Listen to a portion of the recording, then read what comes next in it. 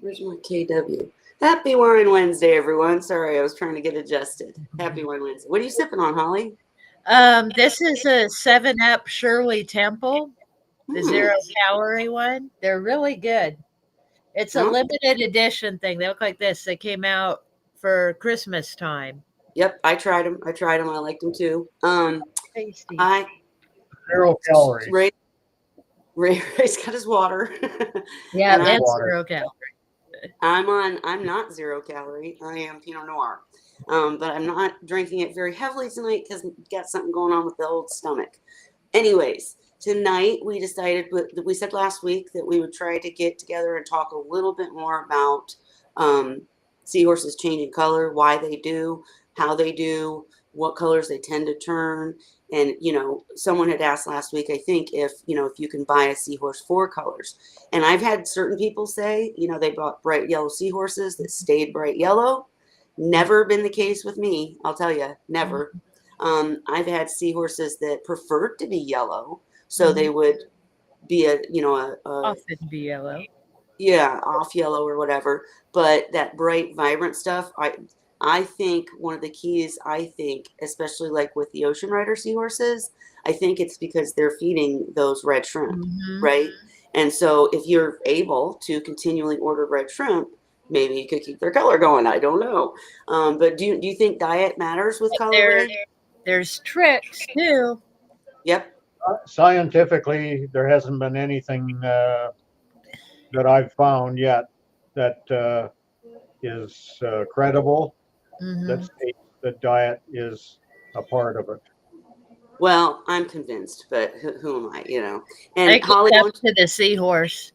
yes. What are some of the tricks though that people can use? Well, you'll be seeing them in my little slideshow. Oh, I'll Holly actually put it together. I'll I'll share that, then you can see the results, Oh, good, good. She did a good because job. there are ways to help them look the way you want them to look. It Well, and before we start her slideshow, I just grabbed a couple of videos I've made before.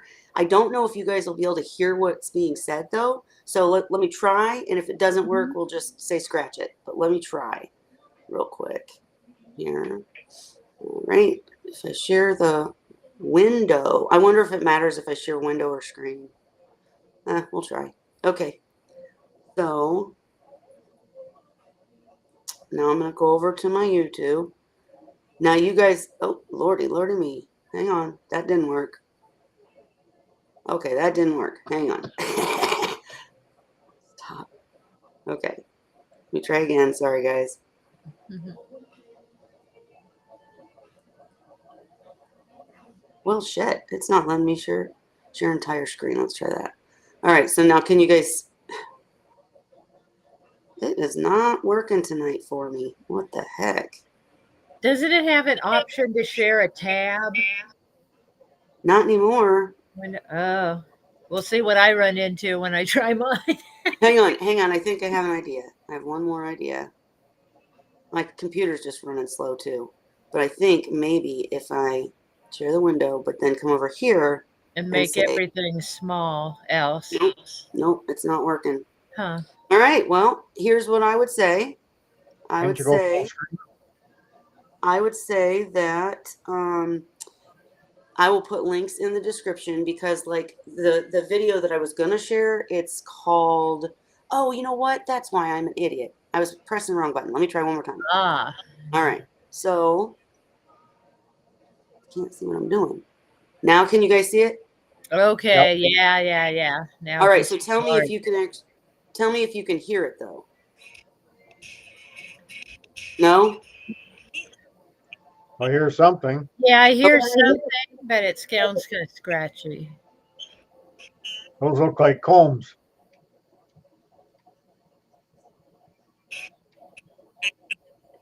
That's all the same heat seahorse.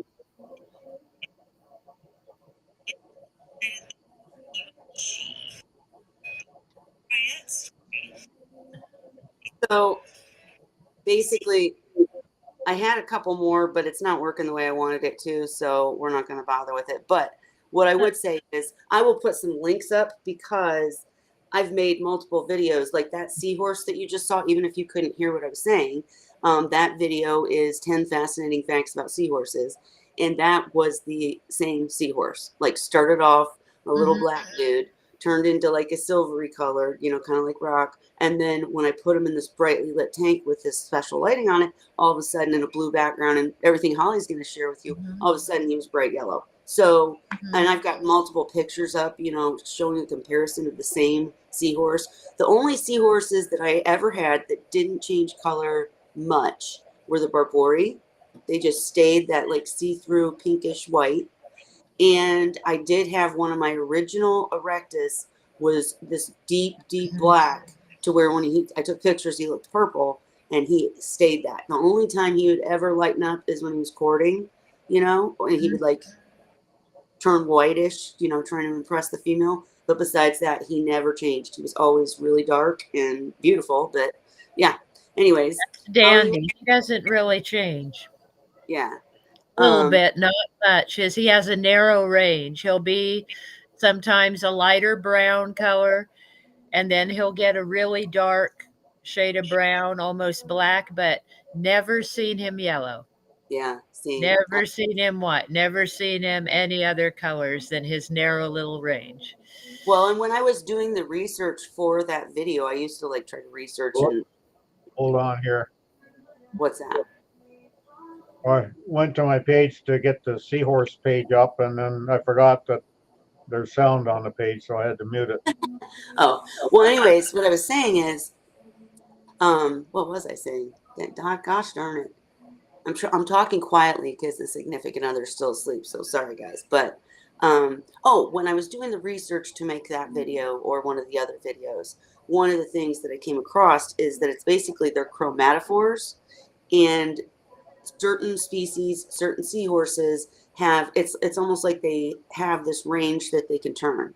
So maybe some Erectus just don't even have that yellow spectrum, whereas others, you know what I mean? Like I mean, and they're like the reed eye, they would be so many different colors. It was incredible, you know. So who knows? But you want to share with us, Holly? Or Sure. And you can just have a bunch of pictures, so you can just cut me off if there's too many. No, go ahead. And, go ahead and ask questions, whatever. I won't be able to see if anybody's asking anything, so you'll have to tell me. Yeah, make sure. Okay.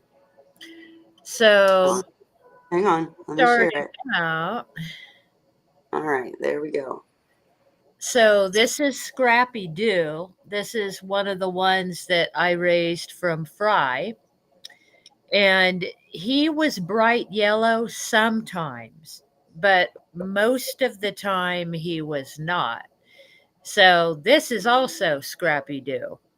Isn't that crazy? And yeah, so another one, he was bright yellow. In this one, he's his normal kind of tan color. He was a lot of the time. Now, what I can say that helps with the seahorses being bright yellow is the type of lighting you're using, I've noticed. Because if you're using the actinic lighting that has a bluish tone to it, the seahorses will tend to look more drab, I've noticed, more tan color. And if you use like incandescent lighting, it'll bring out the yellow. Interesting. So that's one technique I use. And here's another example of what I'm talking about. This is also Scrappy Doo. All these are Scrappy Doo. And this is him under green tank lighting. I have a light that you can switch it from color to color to color, any color you choose. So Scrappy Doo is not green, but you'll notice the green lighting gives him a greenish tint. Yep. So they can either look different colors based on your lighting, or I agree with you, because I noticed what I was saying in that video is when I put them in a tank with, brighter lighting or certain spectrum, they will be a different color on their own, not even just because of the light. Yeah. The lighting all the way around, I agree, affects it. Go ahead, Holly. Sorry. So this is, I have one of the lights, one of my favorite colors is a turquoise.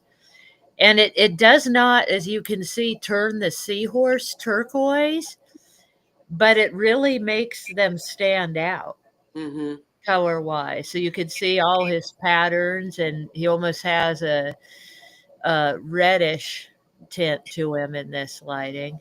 Yep. Hey, Hazen. So here's another one of Scrappy Doo. And one of the settings I have on that tank is sunrise Uh-huh. and sunset. And it'll go through the colors of sunset, going from, really bright down to like a really reddish glow. Mm-hmm. And the seahorses start to look really pretty under that reddish glow. So that's why he looks red in this Yes. picture. He doesn't turn red. I bet everybody's seeing that's like, I want a red seahorse. Right, right. But like I said, you can use tricks to make Yeah. them colors that you like, especially like I don't keep my tanks green lighting or any of these special colors. I just use it for photography. Yeah. Gotcha. So this is another one I took in the sunset lighting or sunrise, one of the two. And he's a pretty apricot color. But yeah, same seahorse. This is Scrappy Doo. And this is under pink lighting, which Mm. is one of the programs that it has. It's funny, he happens to be on something that's the same color as whatever your light is. Like Yeah, the yeah. And he's on mm, a pink coral, but he could not turn pink on his own. right. He's pink because of the light. That's a shade he couldn't be. But you will see, I have some seahorses that did get kind of pink on their own. Yeah. So this is Scrappy Doo under the red lighting. He's so pretty on all of them. Yeah, and so this is him looking normal. This is his normal coloring under normal bright lighting. You can see that he's got yellow and he's got brown. So he may have been at this point changing color. Because sometimes when you can catch them in the midst when they're changing from one color to another, Yep. and their whole body doesn't turn the color all at once, they'll turn parts color. Or you might see their tails one color and their bodies another color. So that's in my video, in one of my videos. I'll find the link, but in one of my videos, I literally show how the particular seahorse was really dark, and then Uh-huh. the lights come on, and he starts slowly lightening up, and like his markings are still black, but he's Uh-huh. lightening up, and then his markings lighten up. It's really incredible. Hi, Sophie. Yeah, it's really cool to watch. Mm-hmm. And so this is him being yellow on his own under normal lighting. So he could get really bright yellow Yep. if he wanted to, but he wasn't yellow all the time. One thing that I found influenced them to turn yellow was I did have a yellow decoration in the tank. There was a bright yellow coral that they liked to hitch to, and a few of them turned yellow, Yep. Because when they that was in the yep tank. camouflage. Now, this is Dandy. I was talking about him earlier about he has a narrow color range and he has really beautiful markings. But most of the time, Dandy is either very dark or he's like a chocolate brown. And Mm-hmm. sometimes I'll turn him, or he'll turn tan, but I've never seen him turn white or yellow like some of my seahorses do. So here he is looking lighter. So you can see now he's a light brown. So this is close to as light as he gets. But I love his markings. I love around his eye Mm. and the zebra Yep. pattern all over. He is a handsome boy. And see, there he is, very dark. in this picture. So Yeah. he changes. He has a range, but it's a narrow range compared to my other seahorses. His zebra pattern reminds me so much of the Barbary snouts. That was one of my favorite things about the Barbary is they have that zebra on the snout. But anyways, go on. Oh, huh. Yeah, so here he is, and there you can see this is probably Sadie sitting above him, and she's a lighter seahorse. She never gets dark, Mm-hmm. but she'll always be variations of white, tan, or yellow. But Mm-hmm. you'll never see her this color. So they do seem to have their ranges, like we were talking about, that they're able to go. And here's Dandy again. He's looking a little reddish here because it's the sunset lighting. So it's Mm-hmm. kind of giving it a little bit of a red Hint. tone. Yeah. And there he is being brown. Which nothing. I mean, people act like they don't like the darker seahorses, but man, their patterns are just gorgeous. Mm-hmm. Yeah, and he does have some really gorgeous patterns. And one thing that Dandy does is really gorgeous when he's flirting. I don't think I have any pictures of that in this slideshow, but he would turn very pale brown, but his snout and around his eyes and the edge of his head will turn dark black when Mm-hmm. he's flirting, and then he looks really handsome. Here he is under like sunset lighting. Look You can at that tell he's a little design. Oh, reddish. Yeah, just yeah. pretty. Check out his heart hitch. He loves this one. He likes to sit in it, especially when he eats. And there's a close up of his face markings. So handsome. Yeah. And there's the red. Now, when you look at him and you see this, some people will probably remember several episodes ago, I would say almost a year ago, was whenever I decided to take out the sand because Dandy, remember, is handicapped. Mm-hmm. He can't swim very well. So one thing that happens to him is he gets stuck on the ground. He has trouble getting up and making his way through the tank. So he was scraping himself on the Yeah, sand, I can see thrashing it. around. So that was when I went completely bare bottom, except for I have a little bit of sand back here in front of Gobi's cave for my goby. Right. But the rest of the tank is sand free, and Dandy, his scrapes completely healed within a few days. Oh, that's so great because Yeah. it can go bad.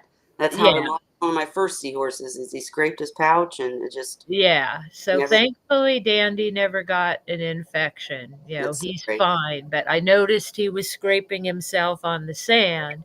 Yeah. At first I saw this and I'm like, oh, what's happening? I thought, is he scraping himself on a rock? But then after observation, I saw him struggling in the sand Yeah. to get up and get to a hitch. And I'm like, oh, that's what's happening. So I got rid of the sand for him. And this is Sadie under normal lighting and her normal coloring. She has saddle markings, and they'll be, different colors than her a lot of the time. But her range, like I was saying, is like white, yellow, and tan, And, basically. and guys, if you don't know what saddle markings are, go back one real quick, Holly. Sorry. Right there. So it's literally like a saddle. And one of the things we've discussed before is, did we ever determine whether it's the same on both sides? We discussed it, and it can be different, but it's usually the same because some people say, oh, like I think Chris said he's seen it, not the same. Maybe we'll notice in these pictures if I see Yeah. her facing a different direction, because I have several pictures of Sadie. So maybe if we pay attention, we'll notice, Yep. because I don't really pay attention to that. So let's see. Here she's sitting the same way. So you can see There's her saddle markings, but she's under sunset lighting, so that's why she looks so orangey red. Pretty. And see, she's still facing that same direction. So there's those saddle markings we see. And here she's looking more yellow than she did in the other one. So she's in a yellow mood here, probably in the midst of changing. And then this is under turquoise lighting. Here she is facing the other direction. And look, it is the same, isn't it? Yeah. Yeah. It usually is on mine too. I've never seen one with. That's different. Yeah. I only recall ever seeing one where it was different on different sides. Ah. Yeah, I haven't ever really paid attention, but now we see it now that I'm looking for it. Yep. And this is the turquoise lighting. So notice it doesn't make her look turquoise, but it does make her look bright and pale. Mm-hmm. And that's in the red lighting. That is so pretty. Yeah. So like I said, you can buy lights, colored lights, to make the seahorses look certain colors. Like if you want to do it for a photo shoot or just because you want them to look special for a party or whatever. So here's that yellow hitch that I told you about. And when I had that in the tank, Sadie loved to be yellow to match it. Mm-hmm. So one thing I've noticed, if there's something that's in the tank that they like to sit on that is within their color range, they're likely to try to match it up with it. Absolutely. As long as it's in their range. Like if you have a seahorse like Dandy that can't be yellow, he's not going to turn yellow to match the yellow hitch. Right. He can't. But if you have, see, there's his tail, as a matter of fact. I just noticed he's hanging up there. But if you have a seahorse that does have the ability to match that hitch and they like to sit there, They're going to change. they're very likely to change to match it. It's like they're like, oh, this is for me. Mm-hmm. Definitely hitches of the color you want is a way to go. And I've noticed though, and I know Dan played with this a lot, with red, for some reason they turn dark. They don't turn red. They turn. Uh-huh. I don't know. Anyways, go on. So this is Sunny. This is another seahorse that I raised from Fry, and she was always my brightest seahorse, and that's why I named her Sunny. So you can see here she was a juvenile, and she used to turn this really bright yellow. And this is just normal tank lighting here. This is no special lighting. Mm-hmm. So she can turn really bright yellow, and she is going on 5 years old now. Awesome. And she can still turn bright yellow, but I never see her as bright as she was as a juvenile. I've noticed that too. They kind of dull out. But Yeah. Yeah. So here's that real pretty bright yellow. Yeah. Hanging out at the saloon. But what's funny is too is look in the back of this picture. You see one of the other one's tail, and they're right next to each other. They're in the same lighting. They're in the same situation, but they're just different colors. But somebody's brown and one's yellow. Yeah, and like I said, it's up to them. Mm-hmm. They'll be the color that they want to be. It seems. I have a theory on why they don't change so much when they get older. Why? I think when they're in the tank for quite a few years and they never really experience any threats, I think they start losing that that instinct that they have to change to protect themselves. And makes sense. I couldn't think of anything else, but that was the only thing that I ever come up with. No, that makes perfect sense to me. Now they will, though, I've noticed, because I change my decor fairly often, because I rotate stuff through, Mm-hmm. they will change as adults, if you give them something new and in their color range, like I mentioned, like that yellow coral or something, like if I were, because I'm not using it right now, but if I were to swap it into a tank, they'd turn yellow. The ones that tend to turn yellow would do Well, it. but it sounds like that they're doing it more as they just want to. They like the hitch versus Yes. what Ray said. It's not out of fear anymore because Yeah. horses, Well, it And might be their that main thing is temporarily, to change color to camouflage in with their environment. That's the main idea. Mm-hmm. it may But be that when you change something around with and a different color one there, then Mm-hmm. it's possible that for a little bit that change is enough to stress them a little bit and start kicking the instinct back in a bit. Mm-hmm. so, Although I don't know, because mine seem to remember this stuff. If mm, it's not brand, because I use this stuff over and over again, like their Christmas decorations, and they'll go right to them like it's an old friend. They seem to remember hmm. the thing. Your case is very specific though, Holly, because you've had the seahorses for so long, and Yeah. you do have a routine. So Yeah. I don't think everybody seahorses would act that way, but they could if you can stay That's on it. true. Yeah. It probably Sophie, depends on Sophie, we're gonna what we're you do. gonna we're gonna talk about your question as soon as we're done looking at the color because that's something we definitely need to chat about. All right, go ahead, Holly. Keep So going. here's the same seahorse. You can see her markings, everything. It's the same. So this is Sunny still, but she's not as bright yellow Right. here. You can see she's starting to become a little brown. Oops, I touched something and there it went. Let me get back to where I was. Where is she? Holly's so Okay, organized. right. Okay. All right. So She's here got she more is. seahorses on that page than I have on my website. I take pictures of them all the time, Ray. You can tell. So here she is again, looking like she's trying to turn white, maybe to match that dish, because she's yellow, like she was, but not a bright yellow. She's a paler yellow. Mm-hmm. So I don't know, but look at this. Here she is, white. White. Yeah. Yeah. So she's got a range, but it's a pale range. She's Mm, another one like Sadie. I'll never see her dark, right. but she'll be brown. Like most of the time, she's kind of a brownish yellow, I think.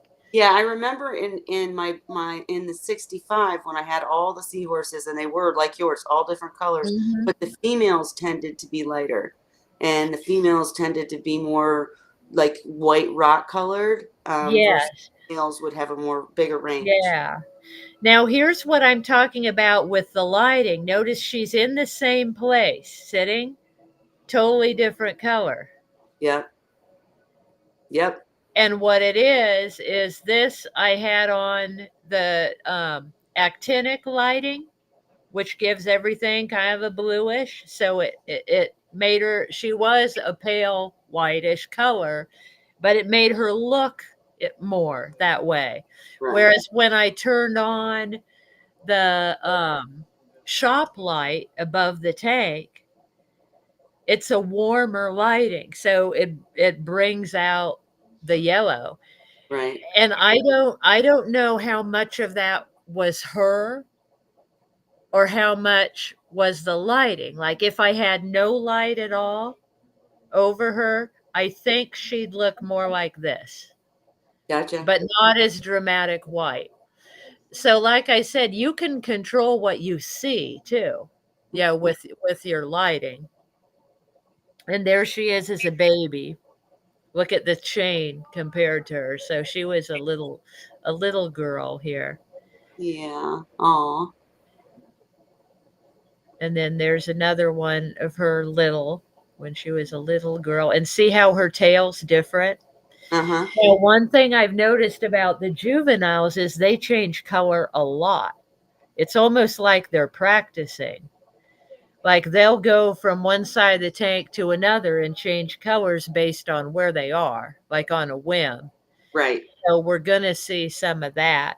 This is one of my really spectacularly colored seahorses that she's not as spectacular now, and there's a little story behind that. But she liked to be white. From the time she was a baby, she started practicing being white quite often. And Mm. she had a favorite hitch. It was a white artificial coral that had red tips on it, and she loved sitting in that. And she wasn't as social as the other seahorses. Like, she wouldn't leave that hitch. She'd hang out there all the time.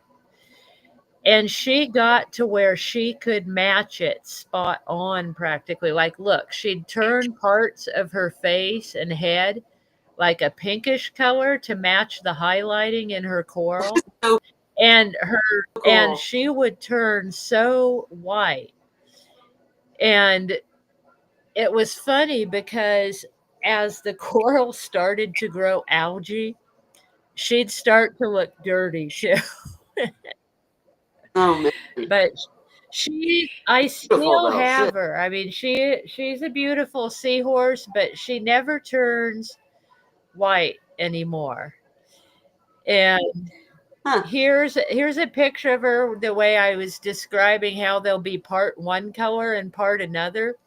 So she had been in her Jeez. coral, looks like all bright white and pink, but decided to come over here and hang with these other seahorses on this plant. And now here's her tail turning brown, Turn. right, to Yeah. match. And eventually, her whole body would be that tan color. So here she is with Mm-hmm. her purple flower. She loved that, still white, and on another light colored flower. Now you could see, she's turning darker in some places in that picture. Here she is in that coral and, turning her white and dirty because probably, yeah, you can see it's got algae. It's turning brown, so is she. But, It but is very particular. what really did it was, yeah, there she's got her algae markings to match it. I knew I had a picture of that in there. So, yeah, white like the coral, but with algae accents. Jeez. And here she's darkening up. And there she is I used to call it her castle. She's sitting in it. But something traumatic happened. She got stuck in it. As she grew up, she grew big Oh. and she tried to go through an area where she didn't fit. And Mm-hmm. she got stuck pretty good to the point where I had to call Scott in to break it apart for me to get her out. Oh no. And so, They don't get it when yeah, they're and bigger. so Scott broke her out of it, and it made it to where she couldn't get stuck in it anymore. And Mm-hmm. so put it back in the tank for her. But from that day forward, she didn't want to sit in it and she didn't want to match it Huh. again.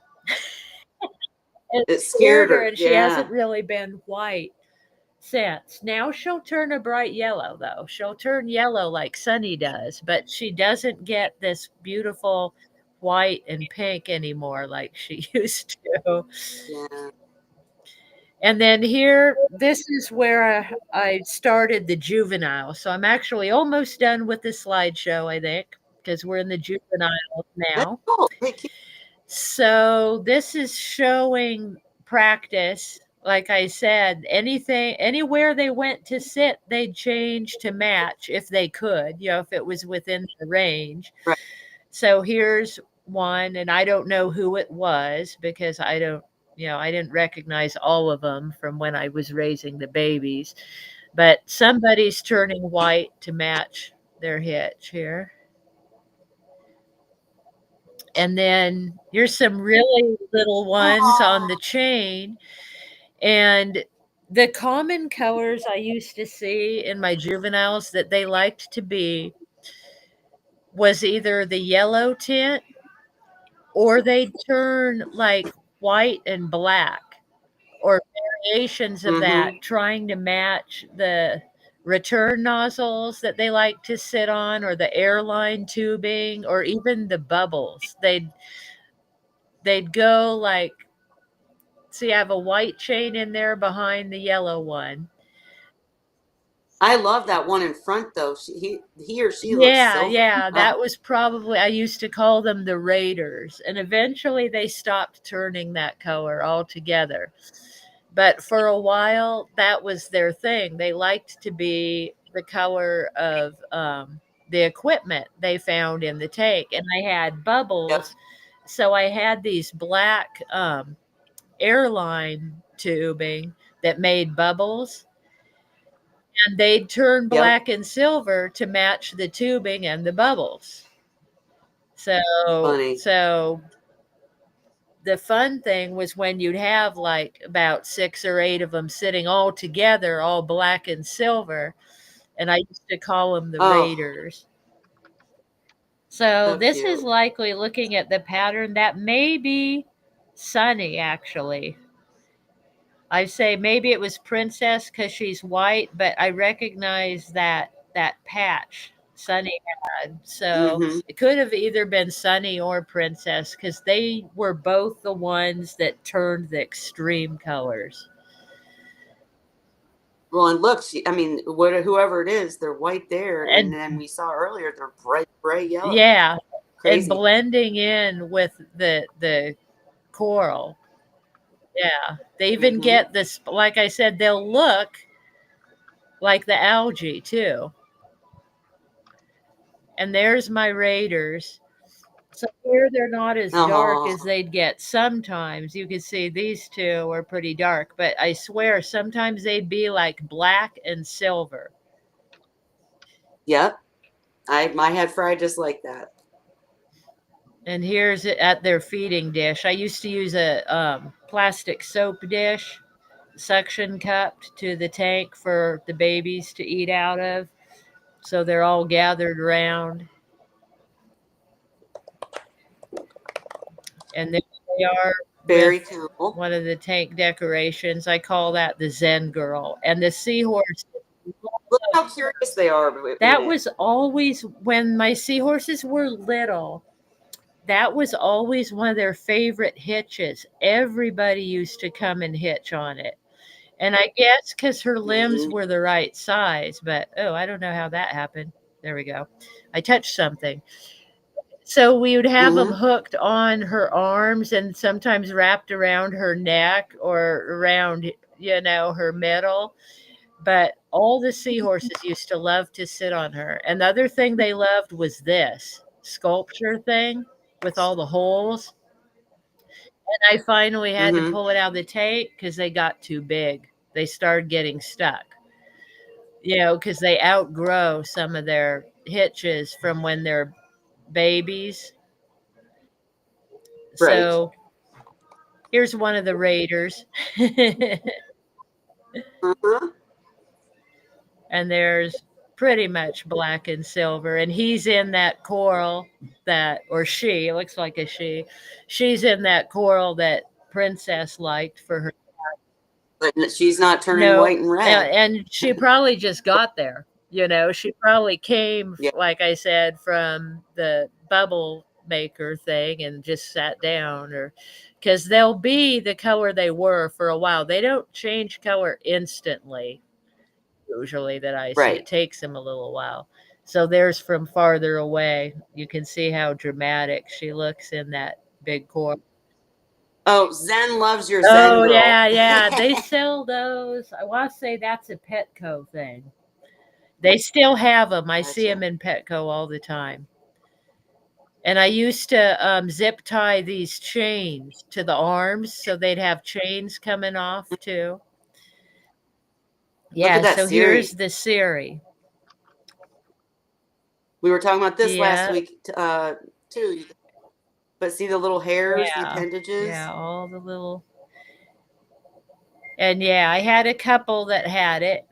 I think I had 3 of them that grew that. And this one had a lot of it, but they eventually got rid of it. They outgrew it, lost it.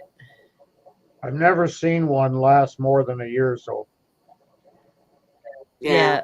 And it's they lose that instinct to keep them there. They grow them originally because instinct is telling them that it's part of the camouflage, especially if their heritage is from Mhm. a sand bed or a grass bed. Yeah, Yep. yeah. Makes sense. But what confuses me, Ray, is that I would have Fry born in my house, not from any kind of Yeah. anything. I know that there's inherent genes passed down and all that, but I mean, I'd have 6 out of 300 that would have Siri, and the rest would not. It would just be no. And I know that some of the commercial breeders, like Dan, Chris Carey, what's her name? What's Savvy's name? I can't think of her name. Oh, Alyssa. Alyssa. Yeah. Alyssa. They were coming up with, as they were working on it, tricks. Mm-hmm. I know Chris had a program where he knew exactly how to turn seahorses Mm-hmm. yellow. Dan was working on a program to turn them even more exotic colors. And I'm pretty sure Alyssa was working on a program for Siri.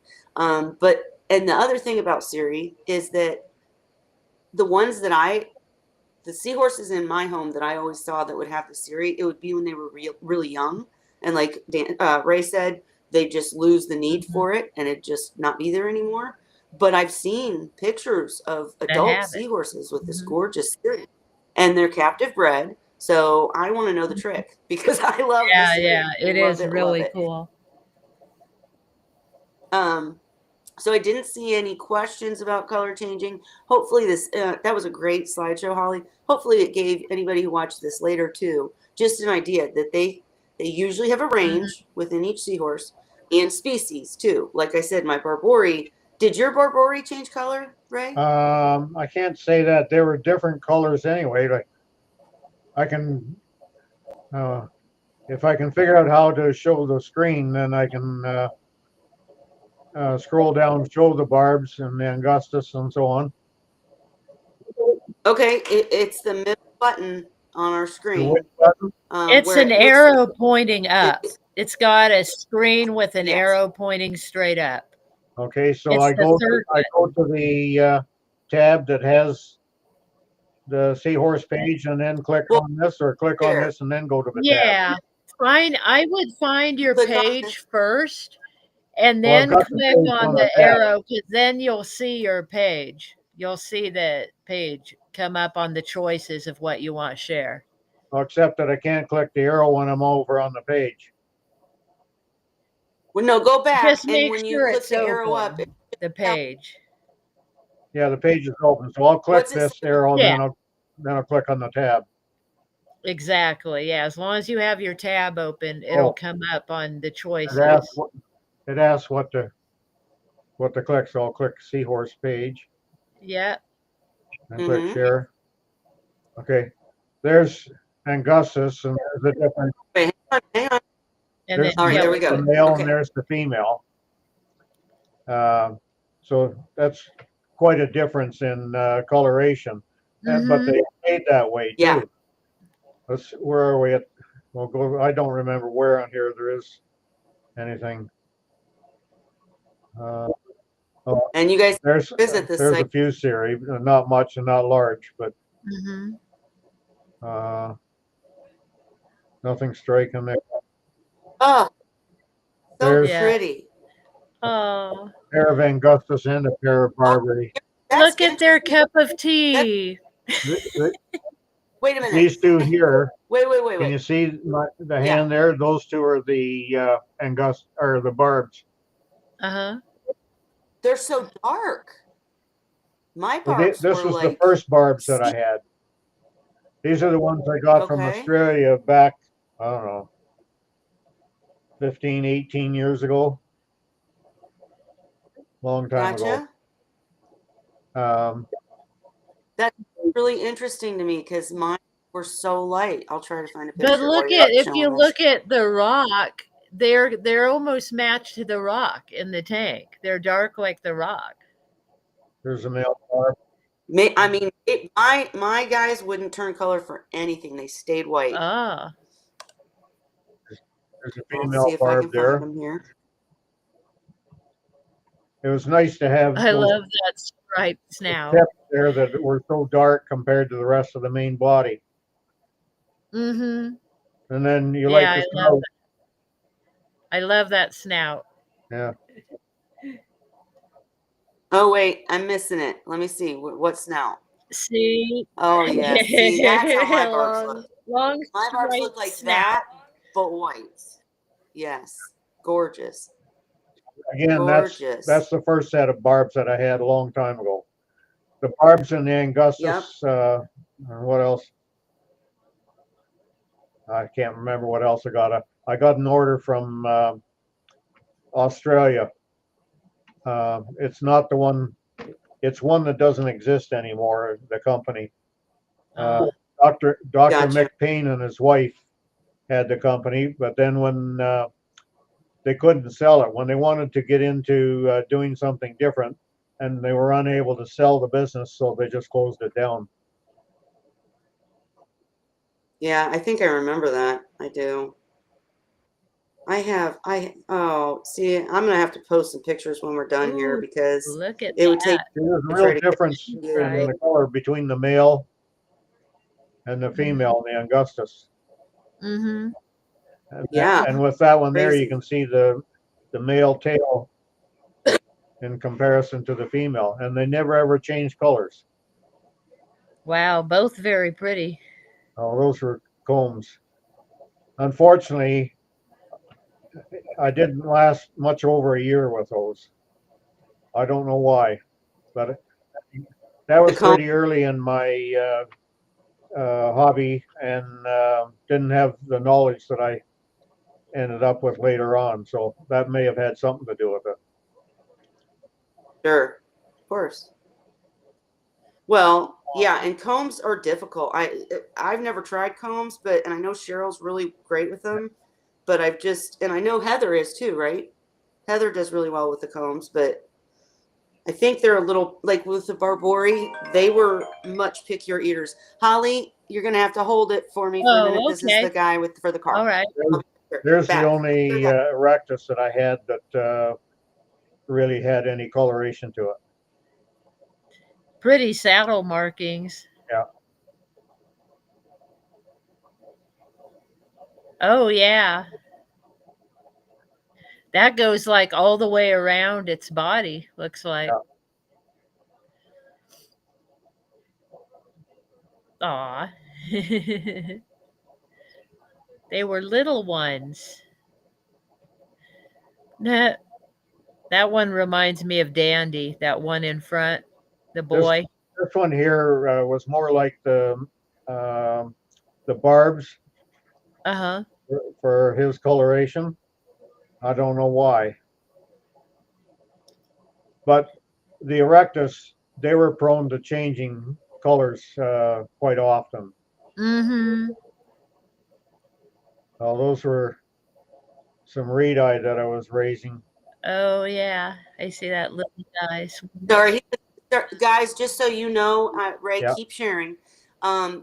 Somebody's picking up my daughter's car to work on it, so I'm gonna have to run outside here in just a second. But I'll be right back because we will definitely, I promise, get to Sophie's questions. But man, look at that! Yeah. Look at that reed eye. I They love. were just I just those think were ones. They weren't ones that I didn't produce the fry. I got a batch from somebody that didn't want to raise them. well, and see, that's what I keep telling Mhm. Zen. You know, if you have fry you don't want, Man, I'll I had take them. some It beautiful works out. red-eye that I got from Dan many years ago. They were bright yellow and white and brown all at once. They were such pretty Yep. seahorses. These pictures are all under incandescent lighting. Mm-hmm. Wow. Mm-hmm. I really think, like I said, that tends to bring out the Oh, yellow colors in them. yeah. compared to like if you have them under that actinic blue that most reef tanks are, the seahorses do not look as bright under that as they do in the incandescent. Would you believe that that dwarf tank, there's about 25 dwarfs in there? I see a bunch in the grass. Yeah. But I keep telling people that want to buy a pair of dwarfs, it's ridiculous. First, Yeah. first of all, to feed a tank just for a pair is completely mind-boggling to me. But Yeah. um, even buying just 6 or 8 or something like that, that's in a 5-gallon tank there, and it wouldn't be long before it was up in the 50 range, and then Uh-huh. to keep it at 50, then I would sell off the excess. But I was stupid back then and didn't know that the dwarfs tend to stop producing after about a year. Uh, Once or when they get to be about a year. okay. And Yeah. I was stupid. I got You caught ran there. yourself out. Yeah, I was selling off all the young ones, and I just kept the older ones. Mm-hmm. But those are things you learn over time. Yeah.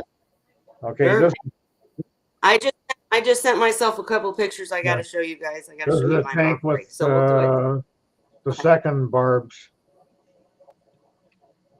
See the difference in color from the first Oh, barbs? You remember the brown? yeah. Yeah. And These ones are bright yellow. the first ones were much nicer looking, mainly because of the brown and the accent on the Mm-hmm. edges of them. Mm-hmm. And so these ones didn't look as nice. Oops. I don't know why some of those pictures aren't turned well. Well, these are when the abs were small, back when I Mm-hmm. first got them. Yeah. The little ones. Come on, send. There we go. All right. I got so many pictures aren't showing, and I don't know why. Sometimes they don't load as Were quickly. those real in the last picture? Were those real plants or artificial? Uh, that's artificial. That's artificial. The Colt, or Colt, Is real. and that's micro or micro L. Macro Macro. algae. I forget what it was called now. It's actually sort of a wine red, a deep wine red. Mm-hmm. And this isn't Colt. It's one that looks. I can't remember the name now. Oh boy, trust. Soft. It's a softy. Yeah. We get it. But the barbs that I had in the second one, they just weren't as nice looking as the first ones that I Mm-hmm. had. Oh, that's the abs again. They're starting to get a little Yeah. bit bigger by now.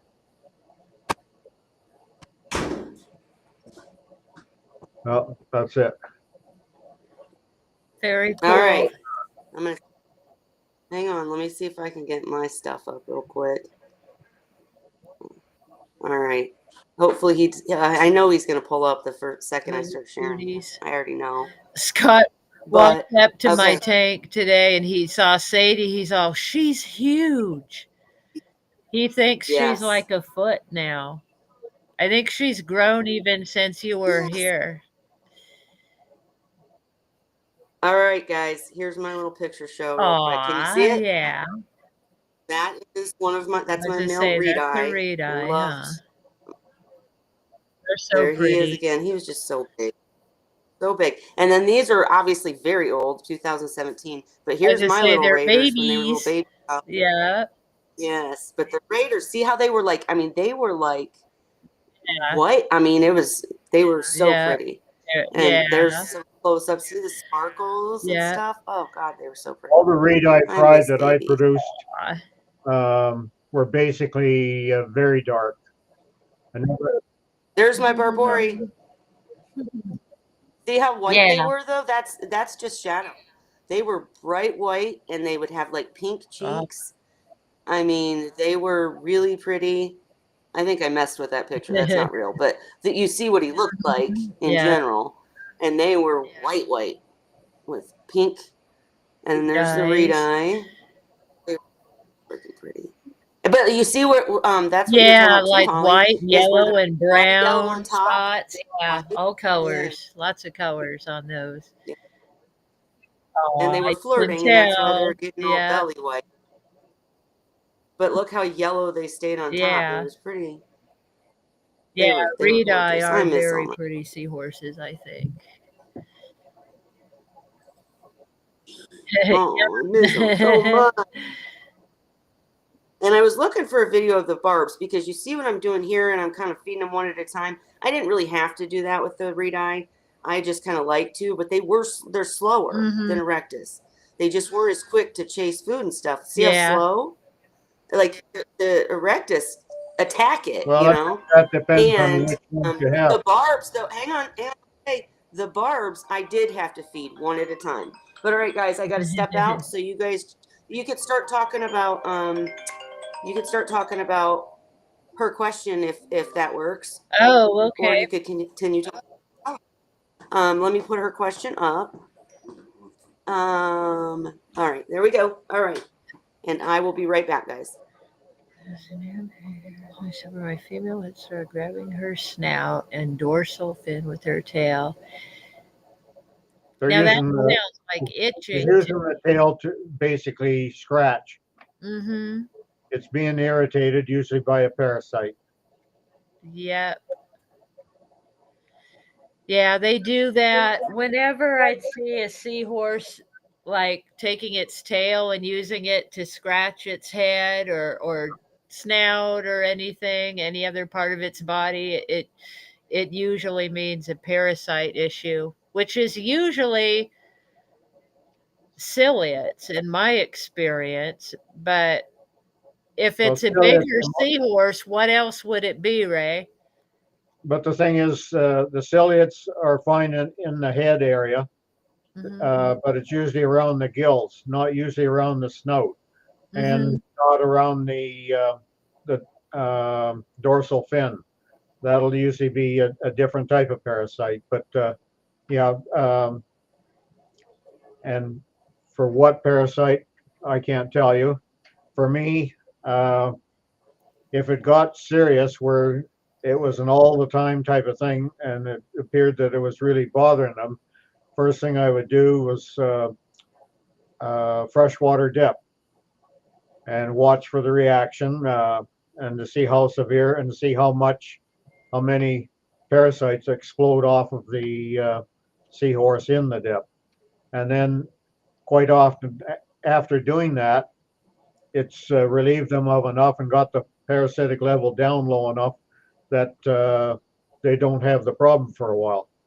And sometimes they don't get it again. Sometimes they do. In my earlier years, usually it was more prone to coming back again. But I believe uh, because back then we didn't know much about DO back then. Actually, I didn't know anything about DO back then. And so while I considered my water to be extremely clean and all that, it wasn't. So if the dissolved organics had increased uh,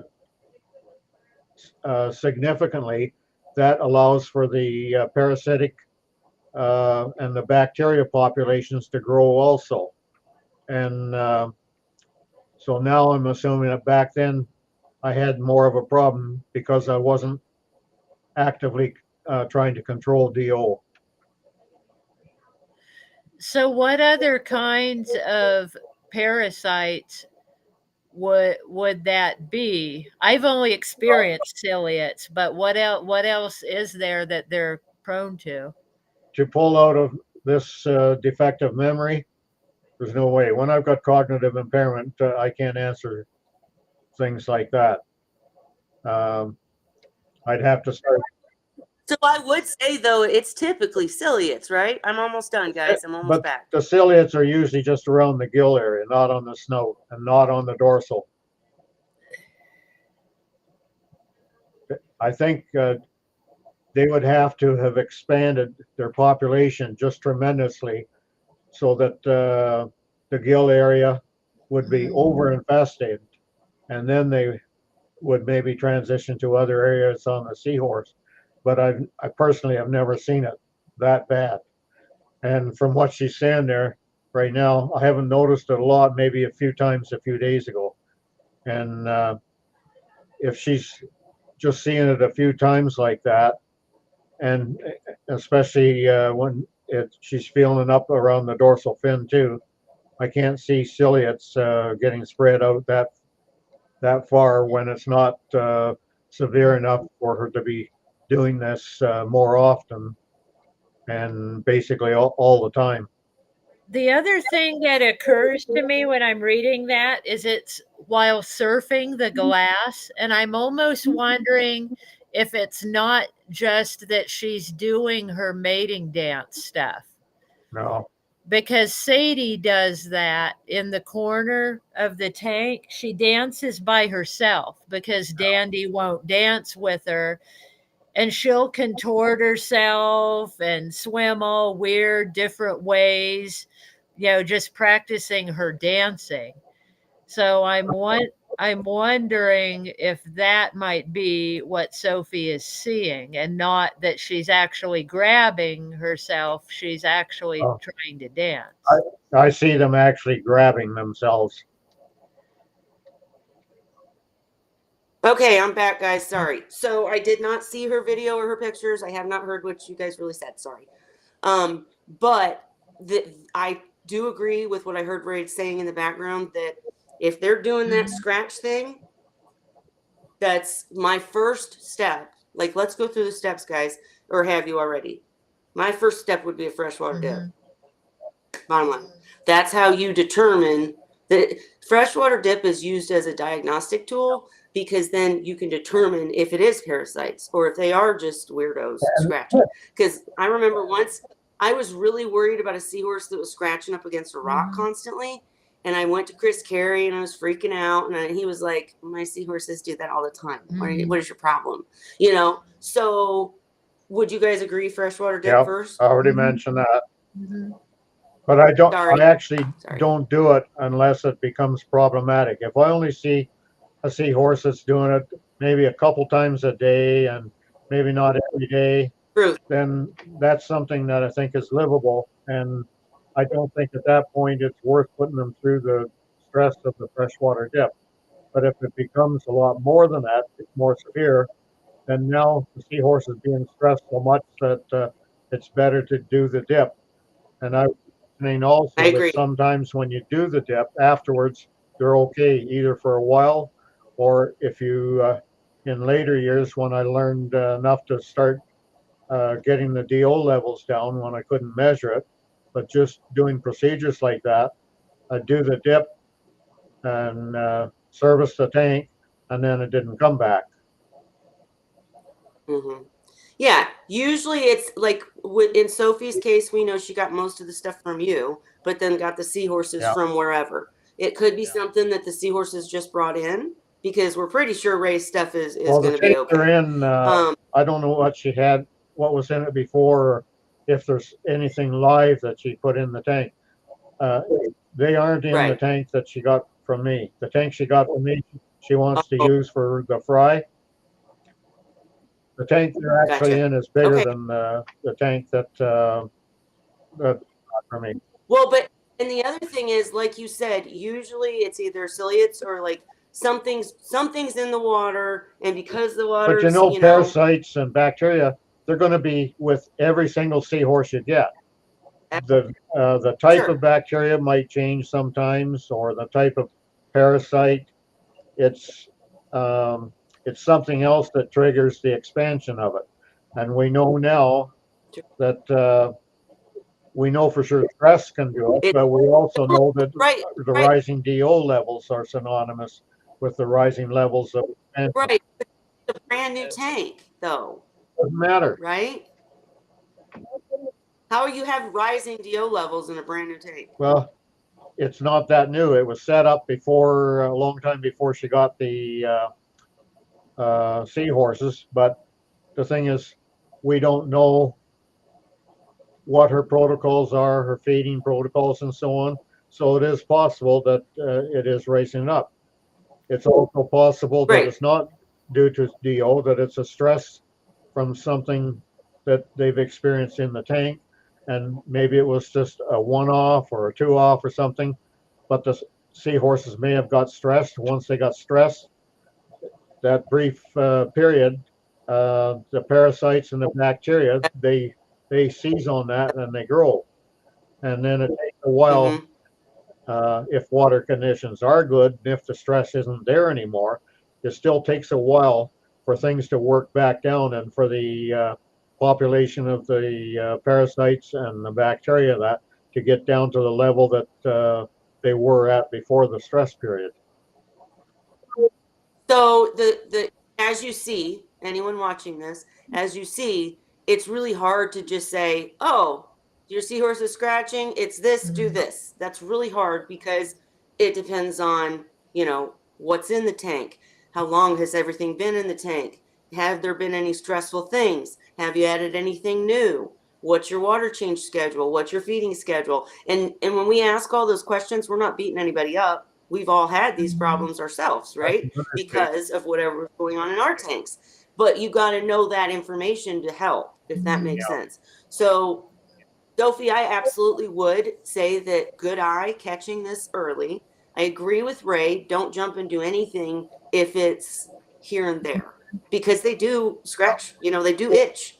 And so I wouldn't freak out, but keep an eye. And if it continues, let's, go in the chat or of course, Ray will help you. But if you want us all involved or if you're okay with us sharing how this progresses, then let's jump in together and really dive into the detailed questions about what all's in there. Did you have any other fish in there to cycle? Did you I don't know your story at all.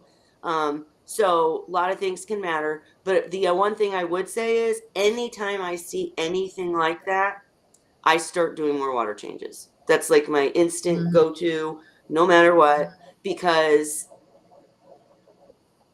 if there's a population explosion of bacteria or parasites, you're taking them out Rid of. because you're doing a water change, right? At least a little bit. You're minimizing, you're lowering the levels. It's a pain in the butt, but I've seen seahorses get better just from clean water. Fortunately, I have to disagree with that. Water change is going to change the parasitic level because most of the parasites don't have a stage where they're they don't have a stage where they're in the water. So they're basically in like you cannot buy a seahorse that doesn't have parasites and bacteria on them. And the only problem is you can make things worse if you put something in that tank that's come from somewhere else. That always has the same thing, parasites and bacteria. But sometimes they have different parasites or different bacteria that the seahorses haven't grown up with. That's when we run into a problem because then the seahorses, not having a robust immune capability, they fall victim to these new forms that they're introduced to. And that's the ones that are the hardest to fight. Well, that's why we usually recommend, like in all my videos, I say you can do what you want, but in my case, especially if you want fry, do a tank for just seahorses because that way you avoid the problem that he just described. I know a lot of people don't want that, and to each their own, but expect that you probably could run into these things because of what Ray just said very well, that the fish and the seahorses they can handle certain things, but when you put them together, the things that are swapping, they can't handle. And I would just say it's a really awful video, but I did a video called The Top 5 Things That I Wish I Knew Before I Bought Seahorses. Go watch it because I talk about their immune system in a very basic level. So, like Ray talks about DO and, gram-negative bacteria. I'm like literally saying it's like they have a protection and it's not there. Yeah, so go watch the video. It's silly, but it's serious too. And so for Sophie, we're gonna say at this point, don't freak out.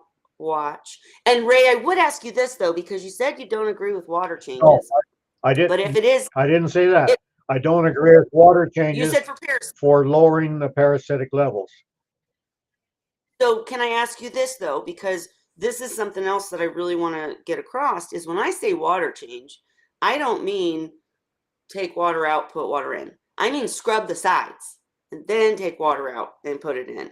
I mean, you know, because there's a lot of stuff on the glass, on the surfaces, etc. that if we're talking it's possible DO, or I know the parasites are going to be on the seahorse, but if it's bacteria related at all, they're all over.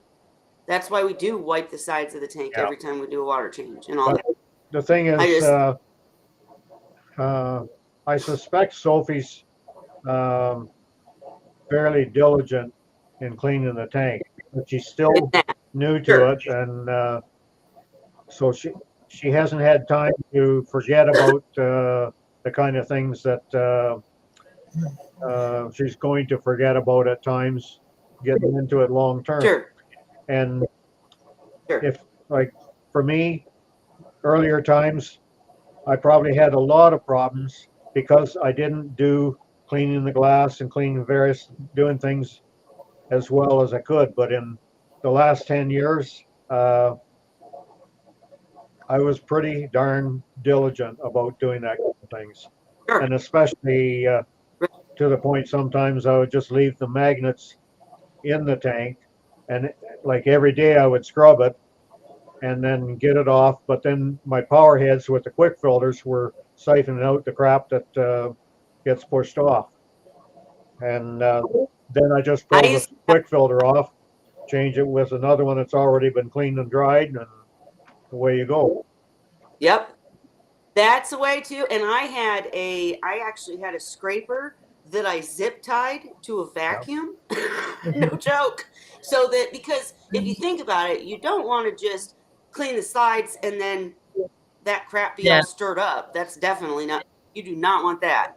So either do your sides when you're doing your water change and you're doing the side and then literally vacuuming it up, or make something like I had. Literally, I would scrape the side and it'd go right up the I vacuum. took two scrapers and put them together in a V shape, but at one end I put some PVC that I could fasten the half-inch uh, flexible tubing to, and then I just held it in place, and then I siliconed both sides all around to seal it up. So now I've got these two scrapers there. The only thing that can go out is right along the edges. So you scrape down the edges, and it works like a vacuum nozzle. It just takes Yep, it out, it makes sense. and so I would do. It's amazing up coming up with when you figure out, oh, this Yeah, is a problem, right? And there's all these little things that I wish I could just put on a website or put in a video or something, but it's like you don't think about saying it until we're Yeah. talking. Like the when other I'm thing telling I did somebody was to to do a take water one of change, those dollar store things that I think it was meant for wiping around the floor like a Swiffer or something, but it had Oh, a joint, Swiffer. a flexible joint on it, Mhm. and I cut it down in size, and I glued a piece of plexiglass over the surface of it, and then I put on those scrub pads that I use in the power heads. I, mm-hmm, I fastened that onto this thing, and then I would use that thing because the thing was quite flexible, and I could keep the head of it on the surface at different angles and clean out. sure. Actually, should have a picture on it on the website. See if you can find it, share it for sure. But yeah, just get back. Let's do this too though. Let's talk through. So we've already said, you know, water change includes scrubbing your sides, but you don't want to scrub them and just leave the stuff. You don't want to stir stuff up a lot. You do. You want to stir stuff up to get it out, but you don't want to do it and then leave it because that's really bad. Like Oh, then it's generally how all I do over, it is right? I leave the pumps on while I'm doing the glass. So it all is Okay, going into the filter sock. Then I shut got off you. the pumps and then I'm vacuuming out, siphoning out the water and stuff. So it usually all gets got then. What Gets got. it Gets gets got. got. Whatever didn't go in the sock. So But I'm bare so bottom and just I because don't have, like, I pull the decorations out other than what the seahorses are sitting on. So I don't mhm, have anything really in the tank much to trap stuff. I think when right. Like I'm me, siphoning, I if you have have rock. rock and stuff, it's not the same. It builds up. Absolutely. The what I do want to make sure we do, I want Ray to share what he wants to share real quick, but I want us to walk through. And so, Sophie, I'm not directing this at you, but if someone in the future watches the show and they're like, okay, so my seahorse is scratching constantly, they all are. Obviously, it's parasites. What do we do? I do want to walk through real quick what we would do in that if it was truly a parasitical problem that we don't know Sophie has. But do you want to share real quick, Ray? Did you find Oh, your picture? okay. Over here.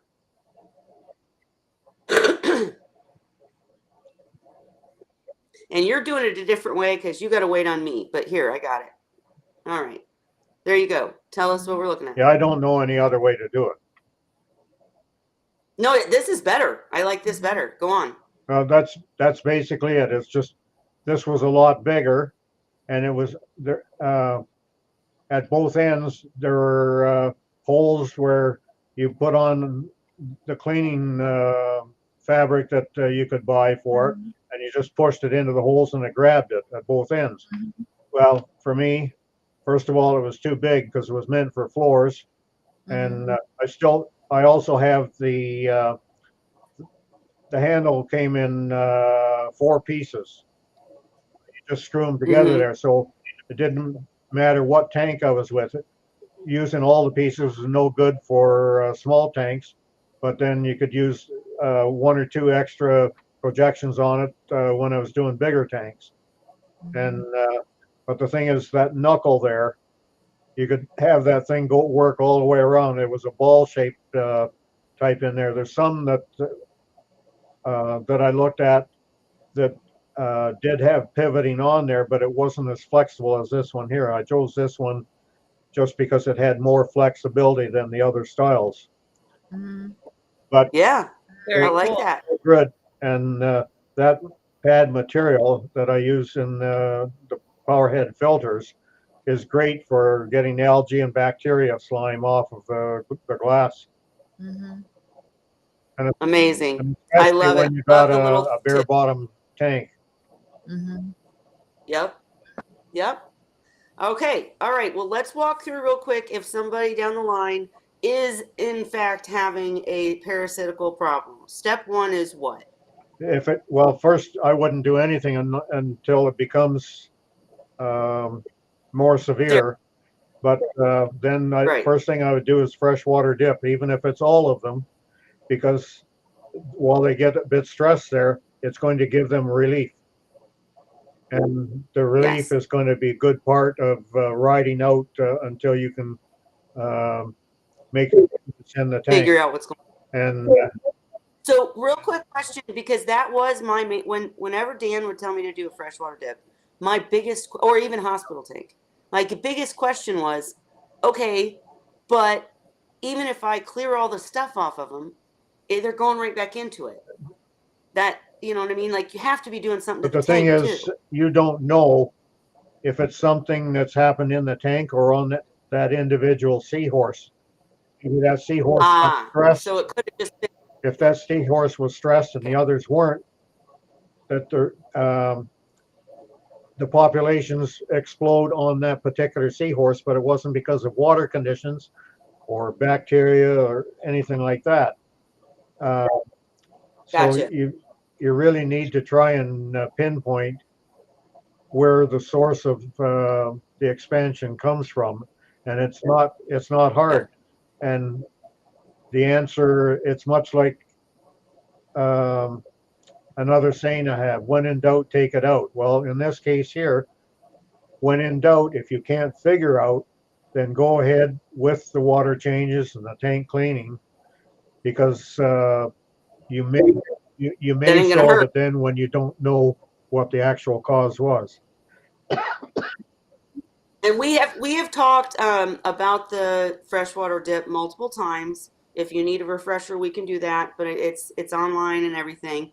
But basically, in the freshwater dip, what are we looking Okay. for, Holly or Well, Ray? first Go off, ahead. I look for when you first put them in.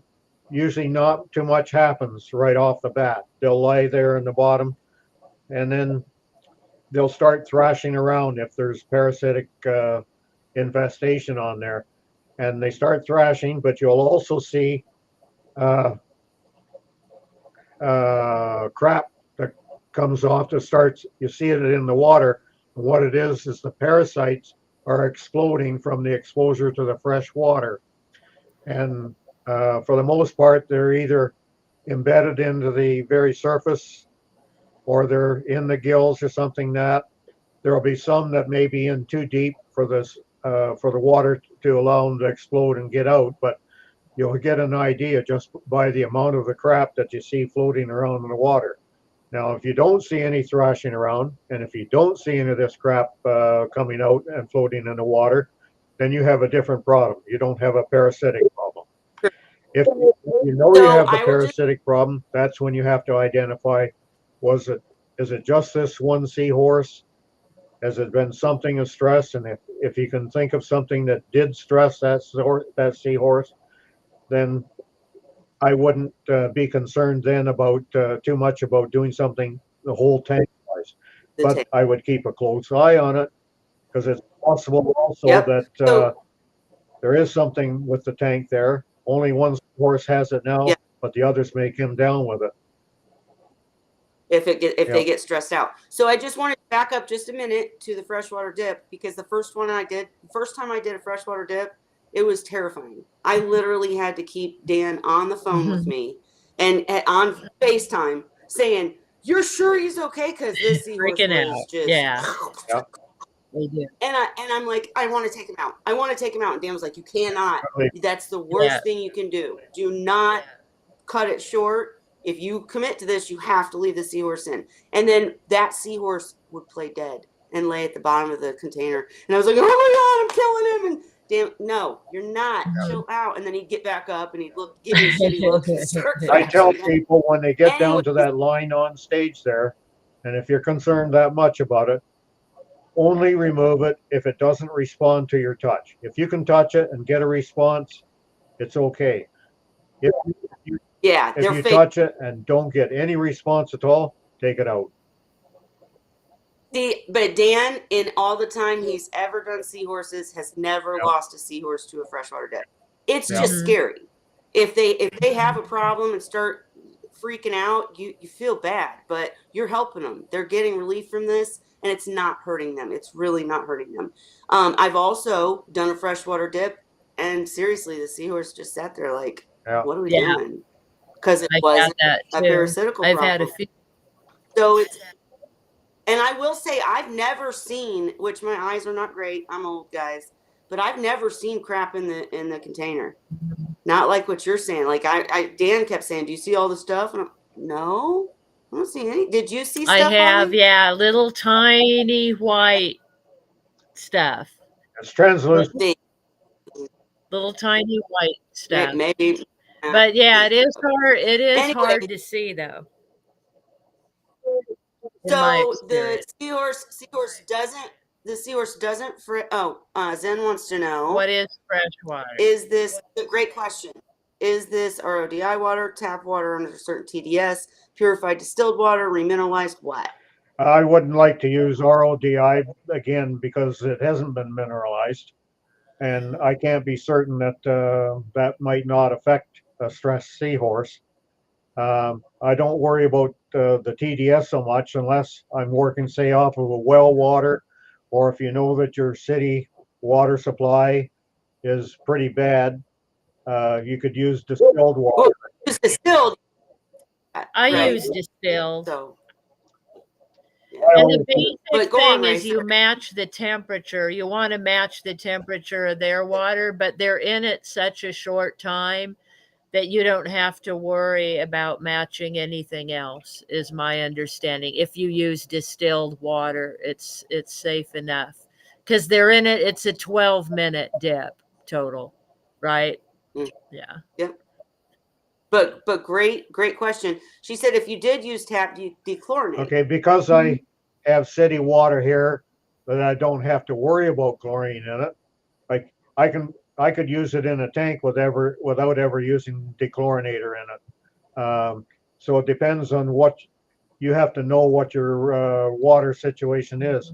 If it's going to have chlorine in it to any significant amount, then you'll have to dechlorinate it first, like use Prime or Chloromex or something like that. But most city, if you're in a city, most city water is going to be not too bad. Chloramines, oh, Okay. that's harder. Chloramines, not all products will clear the chloramines. I don't worry about the TDS. Um, I think the answer is use distilled. yeah. Yeah. That's the Because you answer. don't Use need distilled, much. It's and then much easier to chlorine. just get a gallon of distilled water because the Yeah. container you do it in only has to be a little I've used bigger than the Seahorse. So you can do it in a fish bowl or whatever and Mug. not need that much water. just get them an airline. Do it You in a know. large mug. All right. Well, let's jump forward then. All right. We've talked a little bit. If there's more questions, ask them for sure. But freshwater dip, successful. The seahorse has parasitoids. As Ray said, then we got to determine if it's just that seahorse or the rest of them. But at that point, would you put that seahorse back in the tank or hospitalize it right then? Well, first I'd try while I'm waiting the 12 minutes for the dip. And by the way, I didn't mention Yes. it's best if you can normalize water temperature that you're using for the dip to the same temperature that the water is that it's taken out. Holly She said, said that. yeah. I missed Holly that. said. That's not, You're just that's being just careful. Being careful. if the temperature is different, then that's just added stress that's not needed. But anyway, Yeah. now I lost my thought again. So if the Yeah. seahorse Well, thrashes, in that he 12 makes it to minute 12 minutes. time period, then I would try to assess what the problem is. If it was stress to that individual seahorse, then yes, for sure I'd put it back in. If I suspected that it was water quality, I would put it back in only if I'm going to remedy the situation in the tank right away. Okay. And in what case would you hospitalize and start treating? Only if it came back again and I knew that I'd cleaned well enough that it shouldn't have come back again. So you see it as this freshwater dip has cleared this seahorse of the problem for the moment. So we put him back in the tank and we'll see if It still has the could happen. parasites there at that time when you put it back in, because you're not going to kill them all off. The thing is, it's back Right. to a No. manageable state. And if it is due to Mhm. something in the water not maintained enough, then by the time it's in there before you actually do the change, if you're going to do it right away, there's not going to be any expansion in that short time period. So it'll be okay there. If Sure. you do that change and you maintain extreme quality after that for a period of time, and the seahorse comes down with it again, then it's time for an anti-parasite treatment in a hospital tank. And you can't get formalin anymore, can No, you? Or well, can you? you can't. You haven't been able to get it here for about 15 years. I was able to get it through another source when I wasn't legal to get it. But I got it from a source that was legal, and he was willing to help me out. So I was able to carry on for quite a while. And then it got to the point then I never ever needed a parasitic control after that. See, and that's interesting to me, Ray, because I'll tell you, one of the things that helped me, and I'm jumping around here, I'm sorry, but with raising fry, and I think Holly used this method too, is we were using formalin on the fry tanks before there was ever a problem. That's how Dan did it. That's I how seldom Alyssa ever did use it. the formula for fry. I can only It's recall because, once. but in my case, anyways, the ciliate population in this tank with so many Yeah. fry, when you have an overcrowded tank like that, it's just easier to use the formalin because the tank doesn't have anything that the formalin's going to hurt, and it prevents. It's used as a preventative. But when you're talking adult seahorses in a big tank like this, it's used more as treatment. Would you agree with that, Holly? Yeah. And I was just trying to look up. I got my formalin on Amazon when I was doing fry, and I haven't used it in a long time, so I don't know if you can get it or not. I was going to look that up. Look that up, and because for the past however many years, that is kind of the answer for treating seahorses that are itchy and have a parasite problem.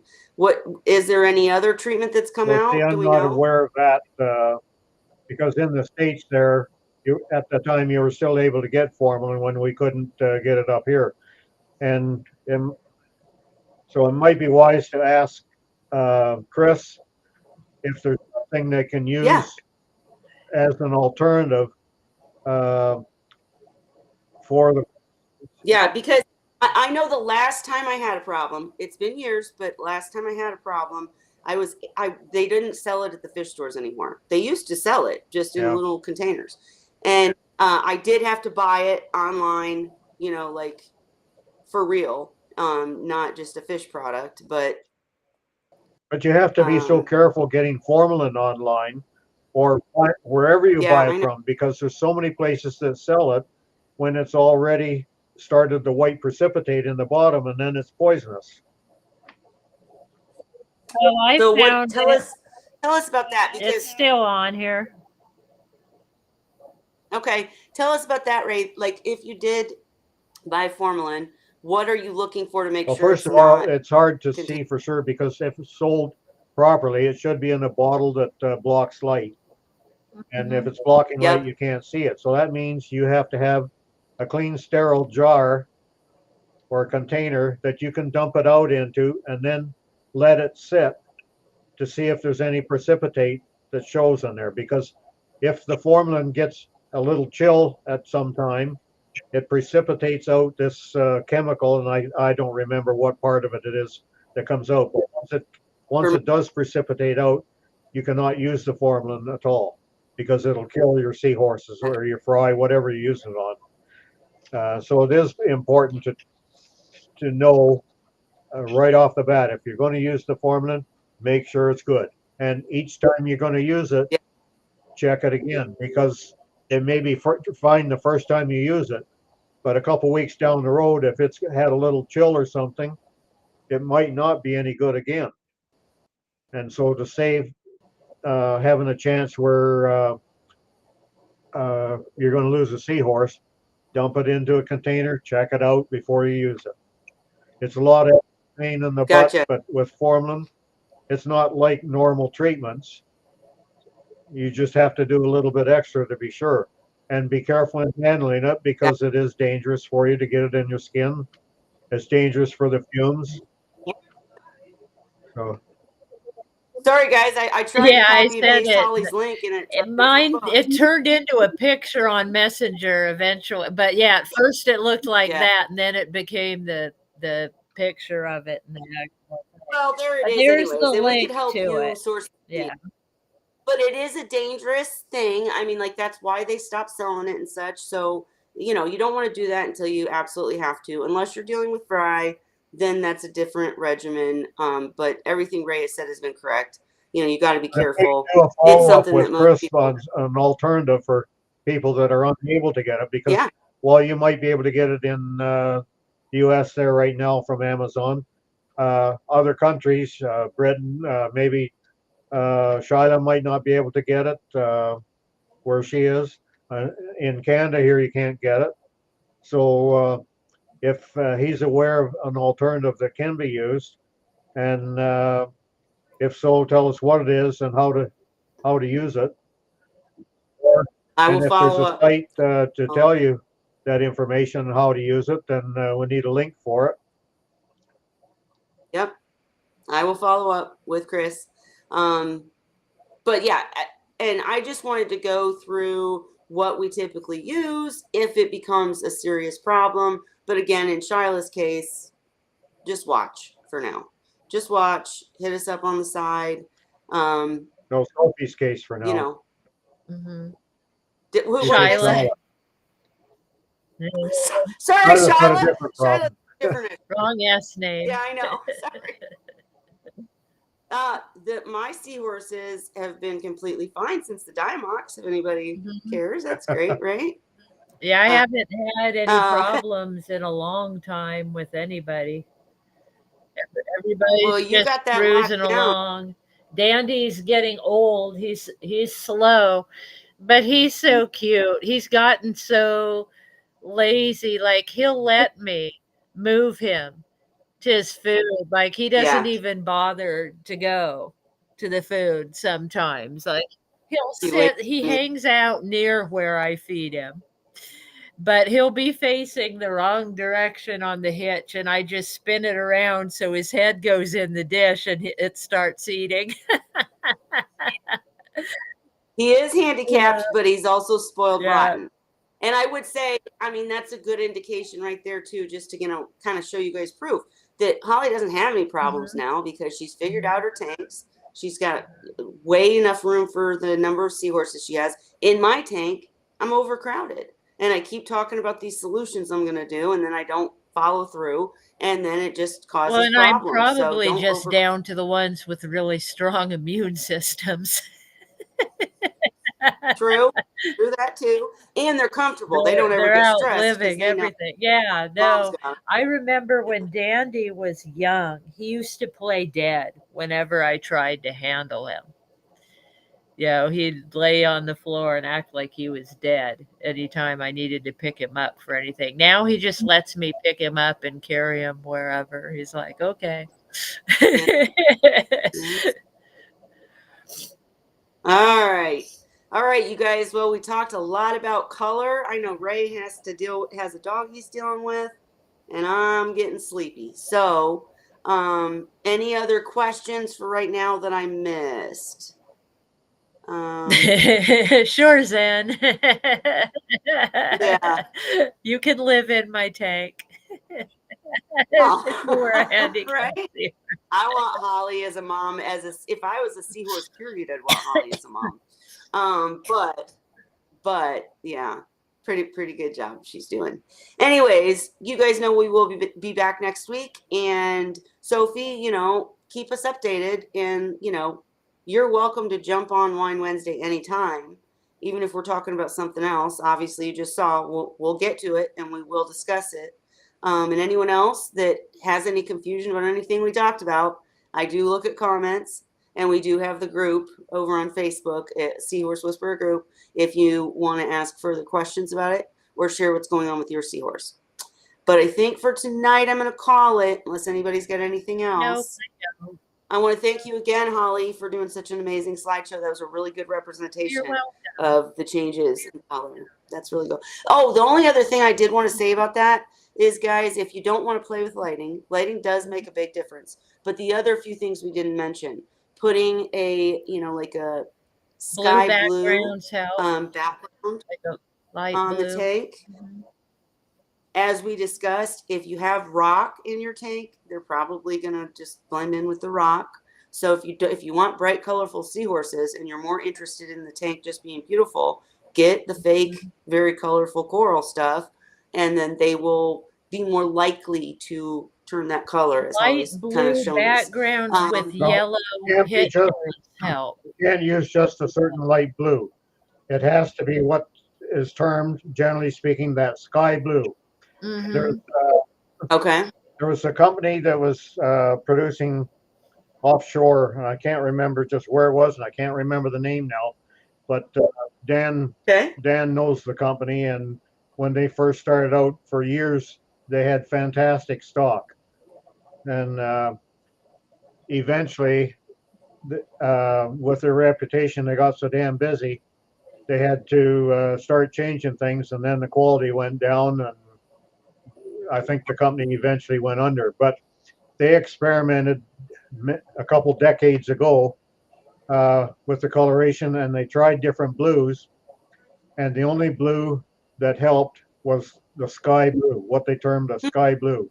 Mhm. Uh, and while I can look at a sky and I'm going to see different shades of blue at times, sky blue is generally a color that like paint companies and that recognize it, and then there's a color that's basically accepted as sky blue.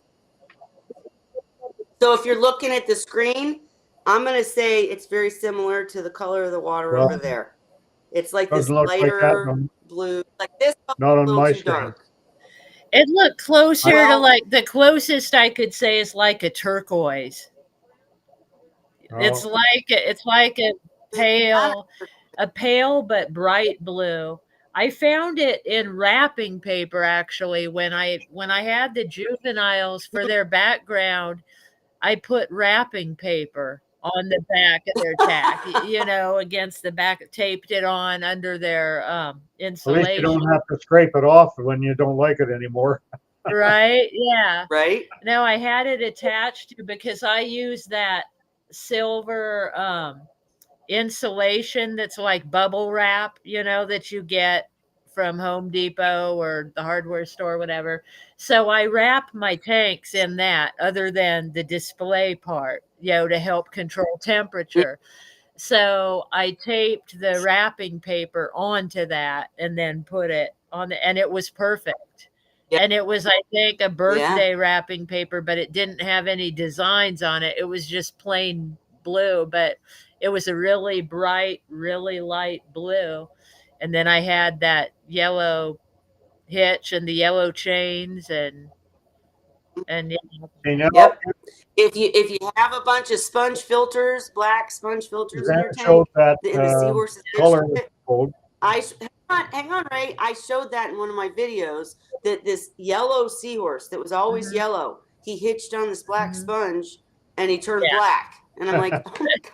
But what, Ray? If you were able to dig up the sky blue and Mhm. show it so we could compare it with the blue that you have on the Okay, screen hang there, on. because I think you're going to find it's lighter than what you have showing your water on the screen. Oh no, I think you're right Yeah. because I just found the hex code. But here we go. Let me see if I can. Okay, here is sky blue, Mhm. guys.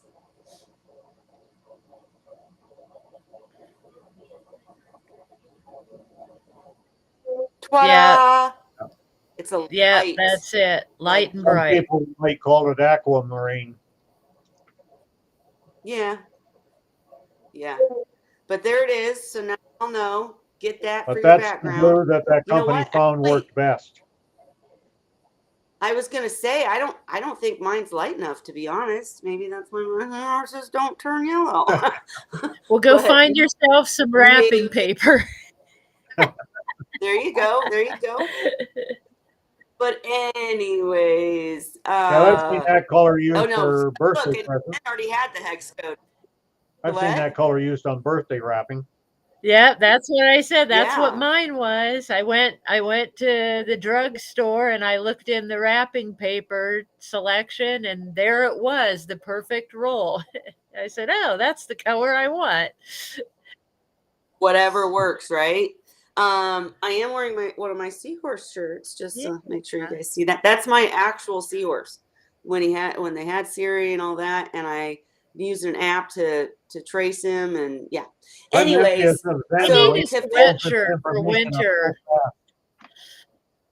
wait, you're both talking. Ray, I'm go. envious of Zen the way she pulls this information up so fast. Yeah. I know she's a guru. And Holly, you said you need a Yeah, I need a sweatshirt. Seahorse sweatshirt because it's too cold to wear I love t-shirts mine. right now. I love my Seahorse sweatshirt. I'll wear it next week. It says only captive bred seahorses in my tank or whatever. I don't know, but I'll wear it next week. It is all available, guys. I just have to get it on an actual site. But you can always go to Spread Shop if you want some now.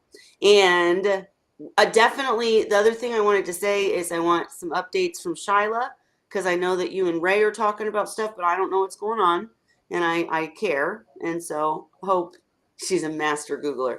But just to finish up the color conversation, because that's kind of what the title was. Blue, sky blue background, yellow decorations, avoid black things, avoid red things because red does not work the way you think. They see it as black, is Dan's theory. Um, feed. I know Ray doesn't agree with me in feeding, but I think that when you like give them live treats, especially enriched live treats, I do believe it makes them healthier, so they're enhanced. I don't have any proof of this. I just feel like when they're fed well, when they get enrichment now and then, or if you can get the Ocean Rider red shrimp, I mean, of course, but even, regular mysid shrimp that you enrich, or, even whatever, if you give them treats like that, I feel like that helps. And anything else you guys can think of to help the, I think, like I mentioned in light my slideshow too, is keep in mind their range. Like if you have a yeah. seahorse that's naturally really dark, it probably won't turn the white or the yellow.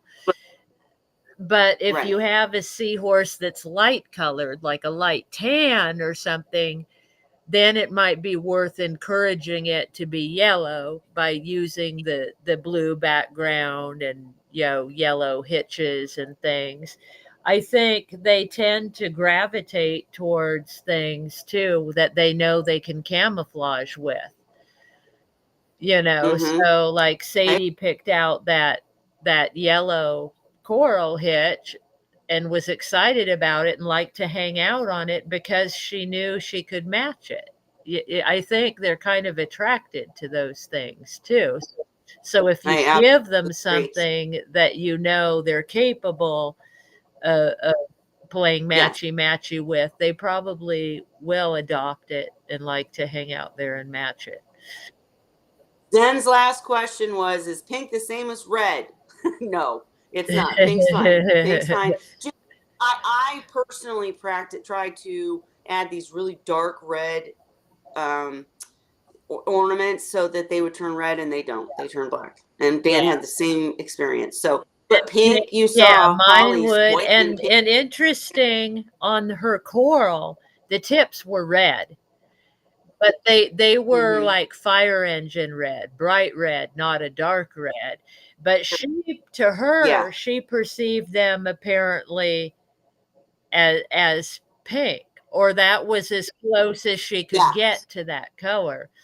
But the I don't hitch, as you saw, was mostly white, so she was really trying to be white, but the little red pigments, she got pink out of it somehow. Pink. Yep. I don't think it's so much that they want to match the color of whatever they're there with. They want to turn a color that will blend in with it somehow. Mhm. Yeah. It, Camouflage. Right. it doesn't necessarily have to be that color. Depending on what else is around there, Mhm. there may be a color that they know in their in their Yeah. Memory bank. Whatever. whatever. They know that if they change that color, it's going to mask them Mhm. with the color that's around there. But it doesn't have to be Mhm. the same thing. Mhm. I don't make It that is makes a all lot of about sense, but camouflage. Mhm.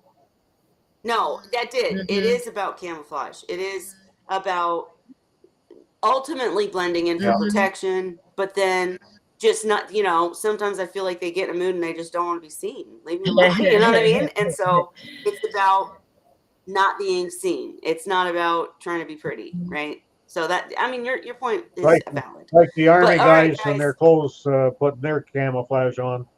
They're Mhm. Right, not trying to match exactly. an exact And that's color. not the exact color, right? But it's the colors that will match in with Yeah. everything that's around. Yeah. No, you're right. You're right. All right. We're doing it, guys. I'm calling it. It's 10 o'clock.